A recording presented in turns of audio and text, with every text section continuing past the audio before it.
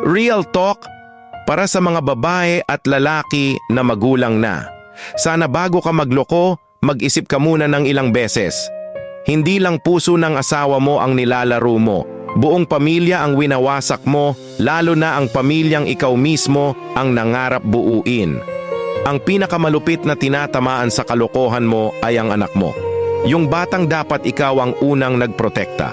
Ikaw pa ang unang sumugat. Ikaw ang dapat maging halimbawa, sandigan, at ligtas na tahanan ng puso niya. Pero sa ginagawa mo, ikaw pa ang nagiging dahilan ng trauma paglaki niya. Kung totoong mahal mo ang asawa at anak mo, hindi ka aabot sa puntong natukso. Ang taong may respeto sa pamilya niya, umiwas pa lang sa simula. Hindi ka biktima ng tukso. May utak ka, may konsensya ka, at alam mo ang tama at mali. Ang masakit, alam mong mali pero pinili mo pa rin. Huwag mong gawing dahilan ng lungkot, stress o kakulangan.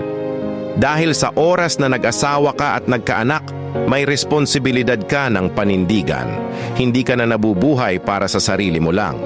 Nakakahiya lang isipin na kung kailan may anak ka na, ikaw pa ang mas pasaway, ikaw pa ang walang disiplina, ikaw pa ang hindi marunong magpigil, samantalang ang anak mo ang pilit mong tinuturuan ng tama.